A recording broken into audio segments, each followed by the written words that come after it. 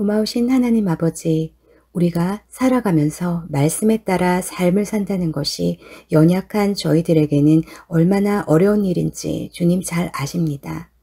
그렇지만 말씀에 담아두신 하나님의 마음과 저희에게 두신 소원을 깨달아 잘 알 수 있도록 도와주시고 주의 말씀을 존중히 여기며 삶의 기준으로 삼아 그대로 살 수 있도록 도와주시옵소서. 주 예수 이름으로 기도드립니다. 아멘. 오늘 살펴볼 말씀은 로마서 2장 1절에서 16절 말씀입니다. 주요 구절은 2장 1절입니다. 그러므로 남을 판단하는 사람아, 누구를 막론하고 내가 핑계하지 못할 것은 남을 판단하는 것으로 내가 너를 정죄함이니 판단하는 내가 같은 일을 행함이니라. 아멘. 로마서는 사도 바울이 로마 교회에 권면을 위해 보낸 서신입니다. 원래 로마 교회는 유대 기독교인들에 의해서 세워졌지만 유대인들이 로마에서 추방되면서 이방 기독교인들이 교회 주축이 되고요. 5년 후 추방령이 해제되고 유대인들이 다시 귀환하지만 주도권 확보와 견해 차이로 갈등이 있었는데요. 이들이 서로 비판하는 문제를 해결하고 구원받지 못한 자들과 구원받은 그리스도인들 모두에게 바른 복음을 전하고자 하는 것이 로마서 전체 말씀의 배경이 되겠습니다. 앞선 로마서 1장에서 사도 바울은 마음대로 세상 죄를 다 짓고 사는 사람들, 즉 하나님을 모르는 이방인들에게 심판이 있을 것에 대해서 얘기합니다. 인류는 유대인들의 세계관에서 딱 두 부류로 나눌 수 있었는데요. 하나님을 섬기는 유대인과 헛된 신을 섬기는 이방인입니다. 유대인들의 입장에서 하나님을 거부하는 이방인들은 멸망받아 마땅한 이들이었죠.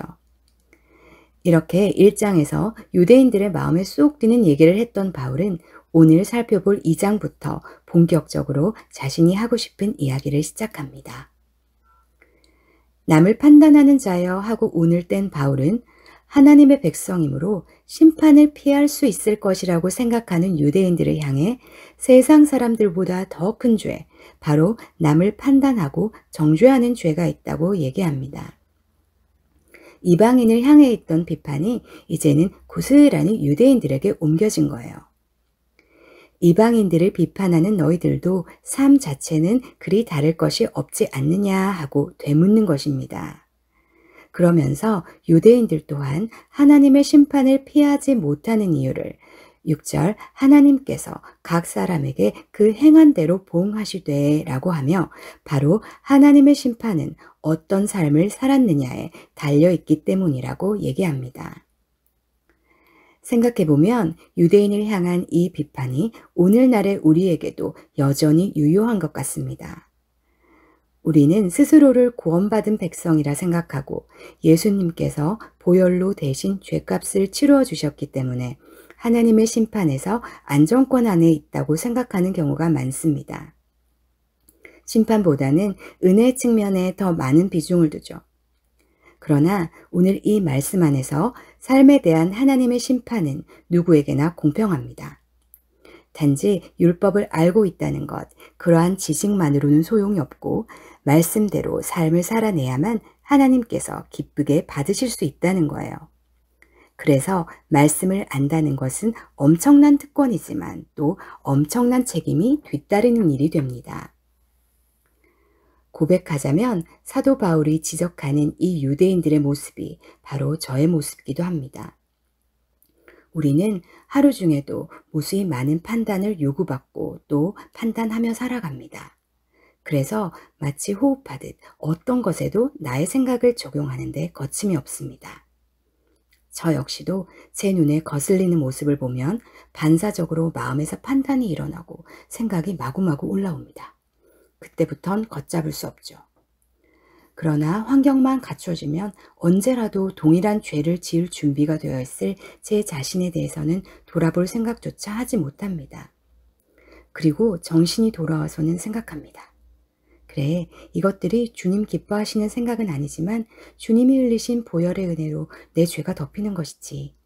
내가 이렇게 반응하는 건 어쩜 당연하지 않나? 나를 이해해 주실 거야 라고요.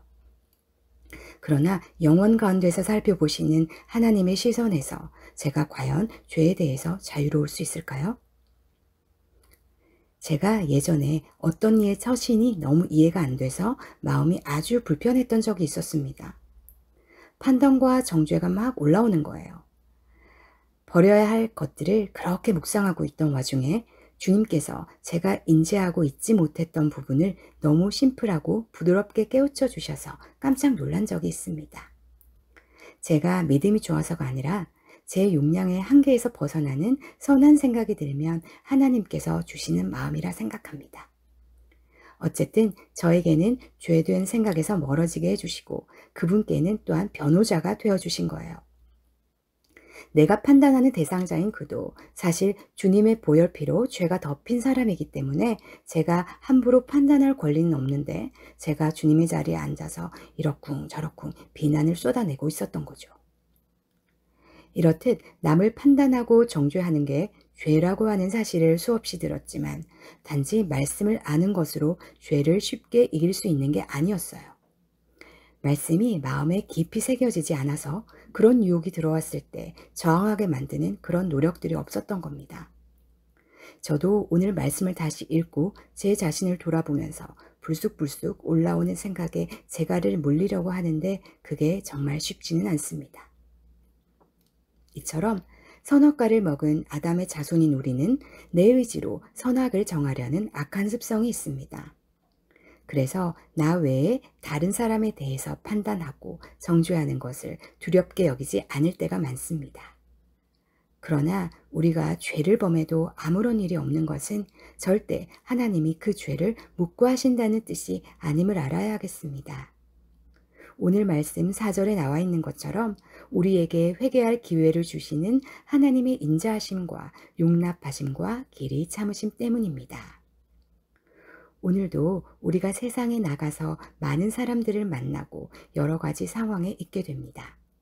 그럴 때마다 남을 바라보기에 앞서 나 자신도 그날에 가서 판단, 정죄 받을 죄인임을 기억하고 매일의 구원과 심판의 갈림길에서 시선은 늘 내 안에 둠으로써 죄가 아니라 상급을 축적하는 우리 좋은 나무 교회 가족들이 모두 되었으면 좋겠습니다.